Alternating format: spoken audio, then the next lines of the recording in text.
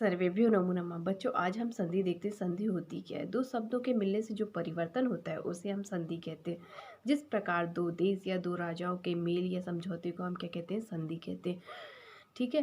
अब हम देखते हैं संधि कितने प्रकार की होती है। संधि 3 प्रकार की बतलाई गई है। स्वर संधि, व्यंजन संधि, तीसरा है विसर्ग संधि। स्वर संधि किसे कहेंगे बच्चों? जिसमें दो स्वरों के मिलने से जो परिवर्तन होगा उसे हम स्वर संधि कहते हैं। ठीक है। दीर्घ व्यंजन संधि किसे कहेंगे? व्यंजन संधि उसे कहते हैं जिसमें व्यंजन या व्यंजन का मेल होगा या व्यंजन या स्वर का मेल होगा, उसे हम व्यंजन संधि कहेंगे। विसर्ग संधि किसे कहते हैं? जिसमें विसर्ग के साथ स्वर या व्यंजन का मेल हो तो उसे विसर्ग संधि कहते हैं। ठीक है। अब हम देखते हैं सर्वप्रथम कौन सी संधि? स्वर संधि। स्वर संधि कितने प्रकार की होती है बच्चों? 6 प्रकार की बतलाई गई है। कौन कौन सी? दीर्घ संधि, गुण संधि, वृद्धि संधि, यण संधि, अयादि संधि और पुरूरु संधि। ये बच्चों 6 प्रकार की संधि हैं।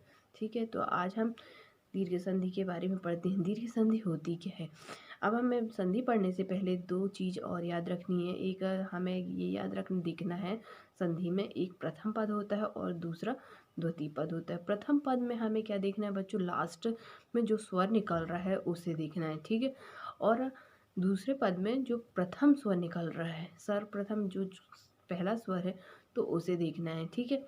जैसे हमने बोला भानुदय, है ना?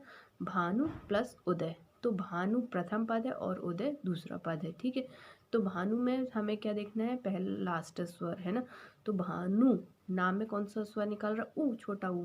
ठीक है। और उसी प्रकार उदय में कौन सा स्वर निकल रहा? पहला शब्द ऊ, है ना? तो दोनों का जो हमने दोनों स्वरों को मिला दिया, तो जब हम स्वर संधि देख रहे हैं तो स्वर को देखना है। ठीक है।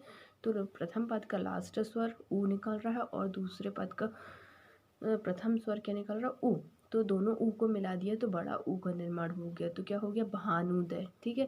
तो ये इस प्रकार हमें देखना है। अब हमें एक और चीज़ ध्यान देना है।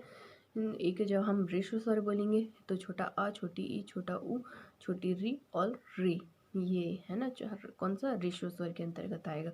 और जब हम दीर्घ स्वर बोलेंगे तो कौन सा? बड़ा आ, बड़ी ई, बड़ा ऊ, री, बड़ी री, ए, आए, ओ, औ, ये क्या है? दीर्घ स्वर आएंगे। ठीक है। ये दो चीज़ आपको याद रखना है। अब हम देखते हैं दीर्घ संधि। दीर्घ संधि क्या होती है बच्चों?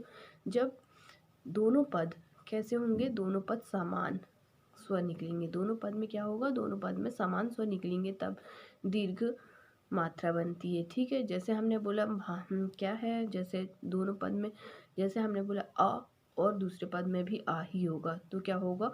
बड़ा आ का निर्माण होगा। चाहे छोटा और चाहे ऋस्व स्वर हो या दीर्घ स्वर हो, दोनों पद में, है ना? चाहे इस साइड ऋस्व स्वर निकले या दूसरे पद में भी ऋस्व स्वर या दीर्घ स्वर, कोई सा भी स्वर निकले, परंतु दोनों पद कैसे होंगे? समान होंगे। आ के बाद आ ही आएगा। ई है तो ई के प्रथम पद में ई है तो दूसरे पद में भी ई ही होगा।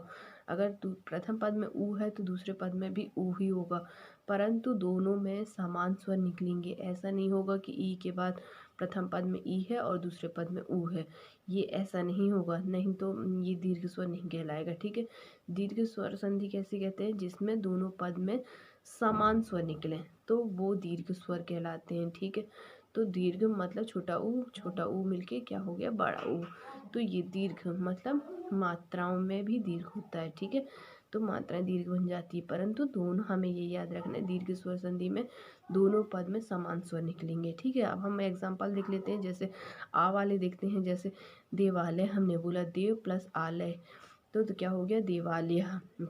देव प्लस आलय, है ना? तो देव में कौन सा स्वर निकल रहा है? छोटा अ। और आलय में कौन सा निकल रहा? बड़ा अ। तो देवालय तो हो गया। फिर इसी प्रकार महासुरः, तो महा प्लस असुरः, तो महा में आ बड़ा अ और प्लस असुरः में छोटा अ, तो महासुरः हो गया। इसी प्रकार विद्यालय, विद्यालय में विद्या, अद्या में कौन सा? बड़ा आ निकल रहा और आलय में कौन सा पहला स्वर निकल रहा? बड़ा अ, तो क्या हो गया? विद्यालय। शब्दार्थ में शब्द प्लस अर्थ, तो क्या हो गया? शब्दार्थ। शब्द में छोटा अ निकल रहा है और अर्थ में भी छोटा अ, तो कौन सा इक्वल कौन सा बना? बड़ा अ। ठीक है।